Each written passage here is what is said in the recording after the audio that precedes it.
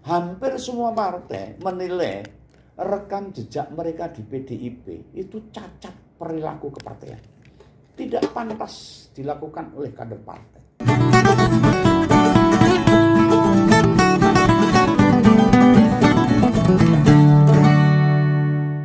Nah, hingga 2 hari keluarga Jokowi dipecat dari Partai Demokrasi Indonesia Perjuangan. Sudah bukan anggota partainya lagi.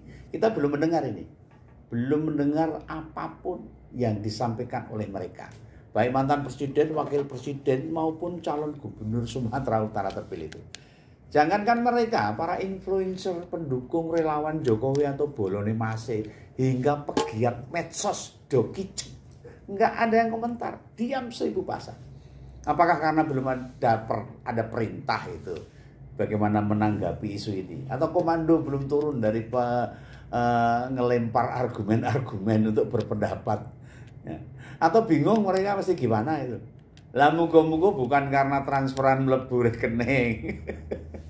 Masa pendukung hanya nunggu bayaran tok, ya janganlah. Lagi gawe status lagi sini-sini itu. Ya, satu hal yang bisa dipastikan, pilihan mereka setelah dipecat ya pindah partai. Itu paling solusi paling bagus kalau ada partai yang mau itu. Itu pilihan yang paling masuk akal. Pilihan rasional, pilihan yang sesuai dengan sistem demokrasi yang kita bangun di Indonesia ini. Lalu lontaran Pak Jokowi mengenai partai perorangan itu hanya kekalutan aja, bingung mesti jawab gimana. Sehingga malah marah emosi. Bikin nesu, naikkan tensi wae. Nah, pertinyi ini sekali lagi nih, pertinyi ini.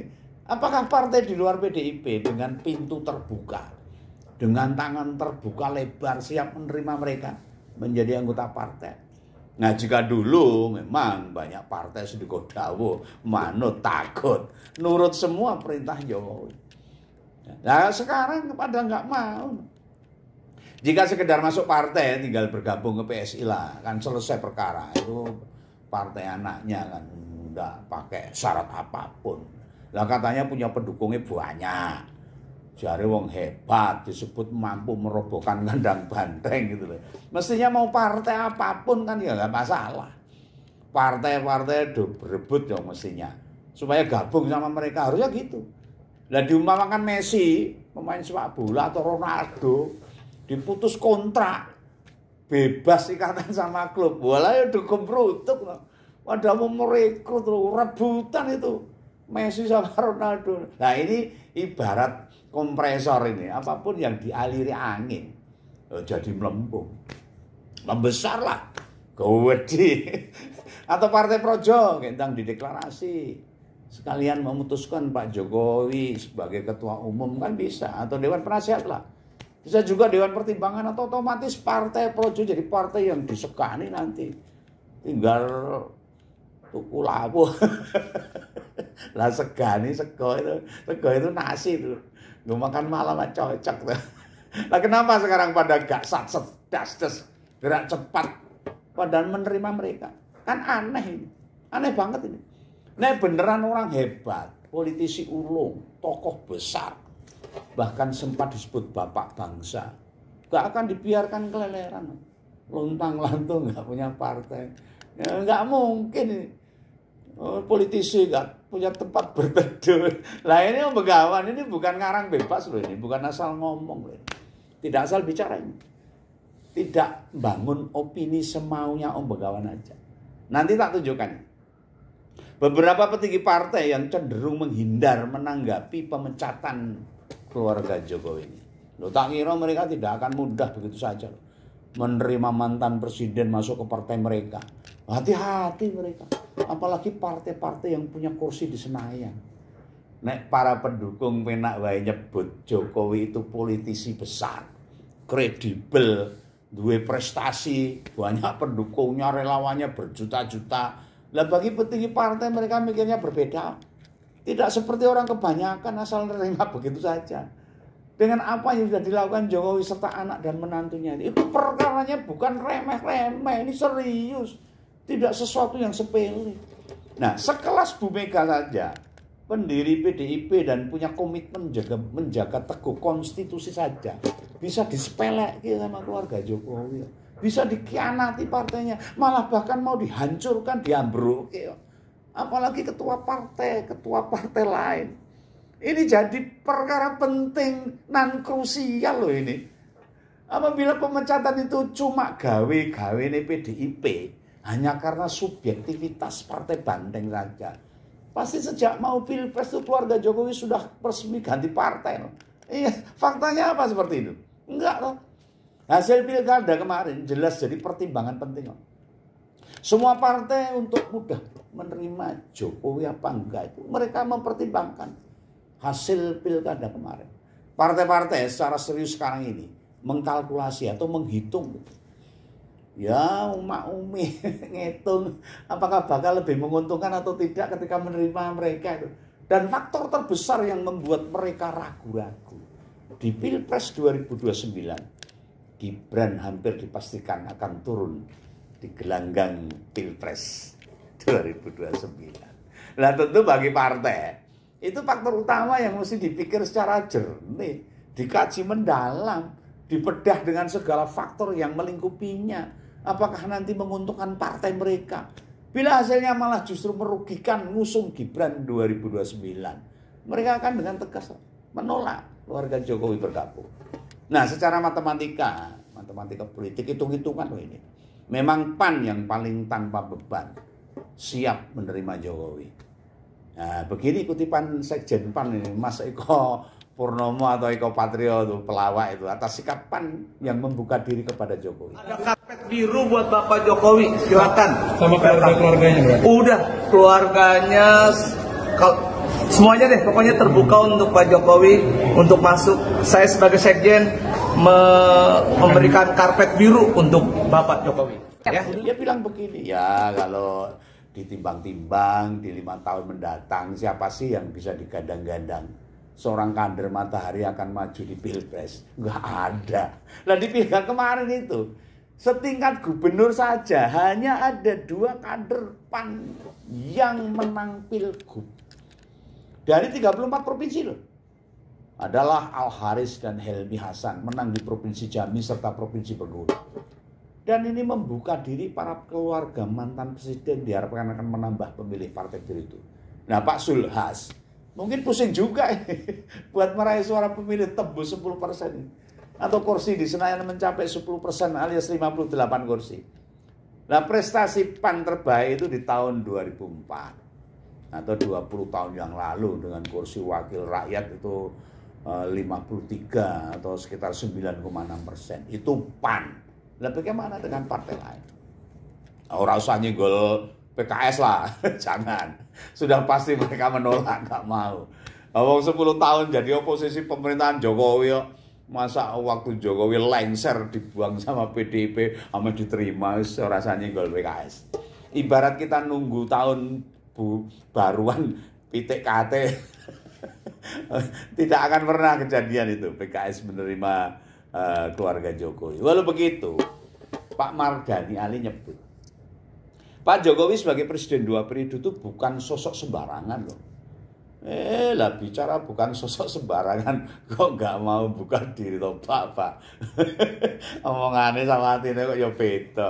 Kayak maksudnya kepiye kalau itu. Lah Pak Mardhani itu bilang kok di internal PKS belum pernah ada obrolan tentang itu.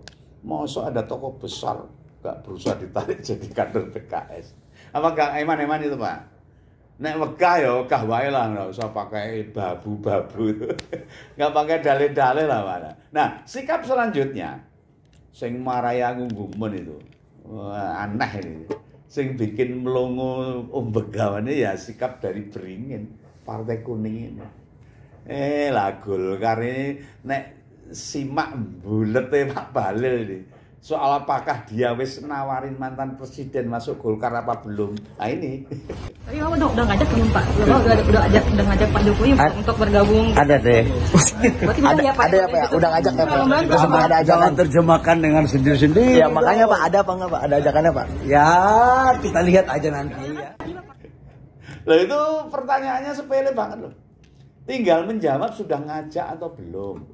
kok bulat ngeruwet itu loh, ngalor ngidul, ini itu dan segala macam argumentasinya, orang terbuka gitu loh. Ini menandakan Golkar saja loh yang dikatakan wis dibonsai Pak Jokowi, katanya beringin ditebang sama tukang kayu aja, kok bisa gitu jawabannya Pak Bahlil. Ini beneran ini aneh banget ini, anomali dengan persepsi dan anggapan masyarakat secara umum. Iya jojo loh ini, jangan-jangan loh mesti Pak Erlangga yang nurunkan dari ketua umum itu Pak Jokowi, tapi yang memasang Pak Bahlil jadi ketua umum malah Pak Prabowo. Ini jangan-jangan gitu loh ini. Sehingga nggak bisa disetir-setir sama mantan presiden. Nah ini menurut pandangan Begawan aja, definisi Begawan aja. Ini beneran loh, kok kayak gagap atau bingung gitu. Ya sekelas ketua umum Golkar loh, ditanya perkara sepele, kayaknya sih takut jawabnya itu. Takut salah mungkin. Nah apa yang disampaikan itu keliru.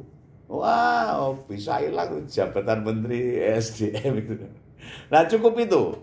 Itu saja bukti-bukti partai nolak keluarga mantan. Enggak, Om Begawan masih punya yang lain. Nah, siapa itu? Simak ini.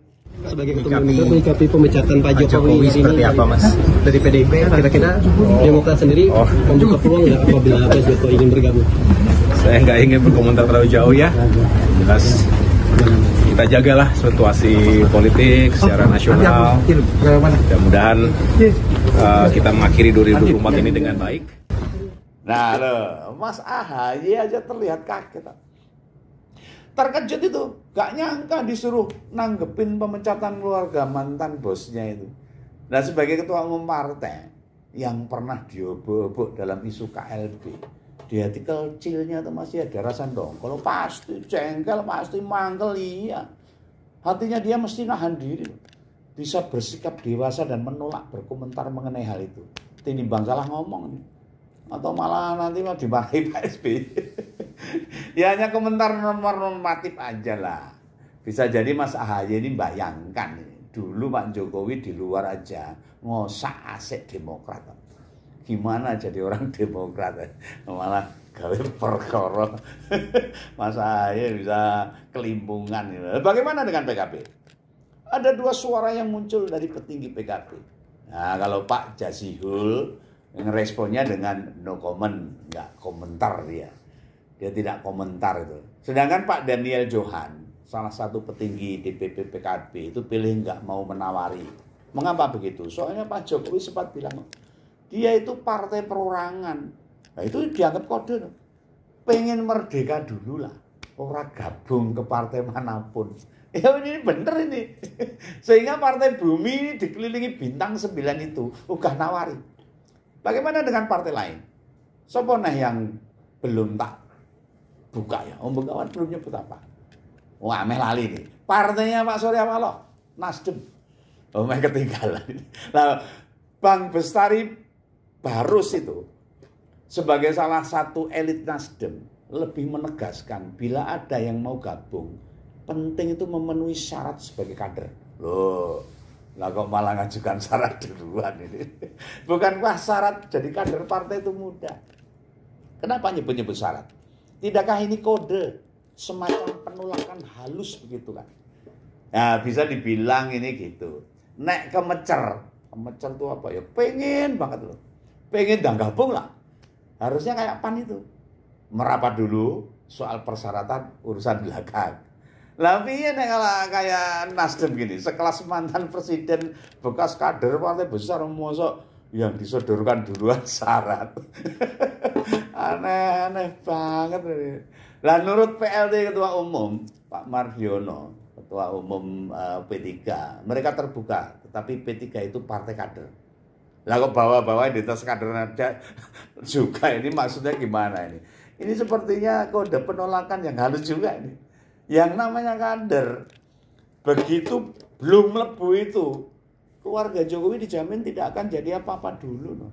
Ini kalau partai kader harus memulai dari nol, tidak diberi posisi istimewa dalam partaian. Gak kayak Pak Sandiaga Uno itu langsung jadi bapilu partai. Oh lah, masa dibedakan antara Pak Jokowi dengan Pak Sandiaga Uno. Wah, ini cara menerima Men Parekraf sama mantan presiden kok lebih direndahkan mantan presiden, ini piye ini? Tidakkah ini mengindikasikan, memperlihatkan mereka itu keberatan? P3 saja yang tidak masuk Senayan keberatan. Pernah jadi presiden 2 periode, menjabat wakil presiden, bakal dilantik jadi gubernur Sumatera Utara itu. Ya, itu tidak tentang jabatan.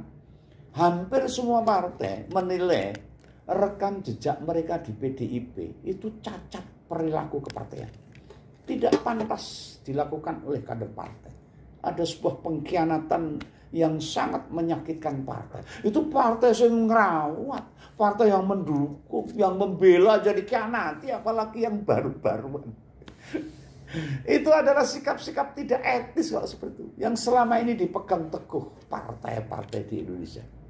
Nah, itulah kesimpulan besar Begawan dari berbagai testimoni yang disuarakan partai politik besar. Nah, setelah keluarga Pak Jokowi pada dipecat, di sini tidak akan tak bedah. Partai-partai mediocre, partai gurem, partai non koma atau 2 koma, gak akan signifikan juga buat dibedah. PKN, Partai Buruh, Gelora, Perinduk dan sebagainya, Partai Umat gak bakal tertarik untuk masuk ke sana keluarga Pak Jokowi. Sementara gue aja ya, jangan lupa di subscribe channel Sewat ini, ikuti terus Ngompol yang bisa bikin otak kita itu beler. Jadi pinter nih. Usilnya analisis Ngompol ini. Tenang ini, Dulur. Ini bakal dapat mencerdaskan kita untuk membuka mata tentang politik Indonesia. Jangan lupa ya, subscribe, komen, share, dan pencet lonceng. Salam Begawan, salam Ngompol. Dadah.